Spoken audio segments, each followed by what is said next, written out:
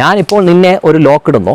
ഈ ലോക്ക് ഇട്ടതിന് ശേഷം അടുത്ത ഘട്ടം എന്ന് പറഞ്ഞാൽ എനിക്ക് നിൻ്റെ ഷോൾഡർ അല്ലെങ്കിൽ നിൻ്റെ കൈയുടേതായിട്ടുള്ള ഓരോ ജോയിൻസിനെയും എനിക്ക് പൊട്ടിക്കാൻ കഴിയും.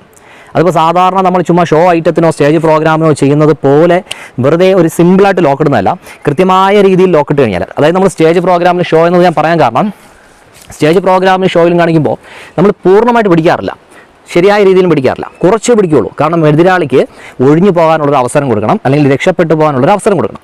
അപ്പോൾ അതുകൊണ്ട് നമ്മൾ പൂർണ്ണമായിട്ടും നല്ല വേദനിക്കുന്ന രീതിയിൽ കൃത്യമായ രീതിയിൽ പിടിച്ചു കഴിഞ്ഞാൽ രക്ഷപ്പെട്ടു പോകാൻ പാടാണ്. അപ്പോൾ അതുകൊണ്ട് നമ്മൾ പൂർണ്ണമായിട്ട് ഇടാറില്ല. പക്ഷേ നമ്മൾ യഥാർത്ഥത്തിൽ ലോക്കിടുമ്പോഴത്തേക്കും എതിരാളിക്ക് രക്ഷപ്പെട്ടു പോകാൻ പറ്റാത്ത രീതിയിലിടും. എന്നിട്ട് നമ്മൾ അതിൻ്റെ രീതിയിൽ പ്രത്യേക ചൂട് മാറ്റത്തിലൂടെ കൈയുടേതായിട്ടുള്ള ഈ ജോയിൻസ്, ഷോൾഡറിൻ്റെതോ മറ്റ് ജോയിൻസ് നമുക്ക് എന്തെങ്കിലും ചെയ്യാൻ പറ്റും.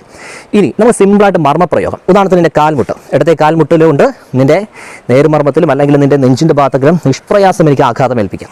അപ്പോൾ നിൻ്റെ രണ്ടാമത്തെ കൈ കൊണ്ട് എൻ്റെ കാലിൽ പിടിക്കാൻ വരുമോ എന്ന് സംശയം തോന്നും. ഒന്ന് പിടിക്കാൻ നോക്കിയേ, ഇല്ല. അതായത് നമ്മൾ കൃത്യമായിട്ടൊരു ലോക്ക് കടുത്തു കഴിഞ്ഞാൽ അതിൻ്റെ അവസാനം എന്ന് പറഞ്ഞാൽ വെറുതെ രണ്ടുപേരും കൈ അങ്ങോട്ടും ഇങ്ങോട്ടുമൊക്കെ അഡ്ജസ്റ്റ് ചെയ്ത് ഇറങ്ങി പോകുന്നതല്ല. ഒന്നേ നമുക്ക് കൃത്യമായ പ്രയോഗങ്ങൾ നടത്താം, ഇല്ല എങ്കിൽ കൈയൊക്കെ ഓടിക്കാൻ പൊട്ടിക്കാൻ പറ്റും.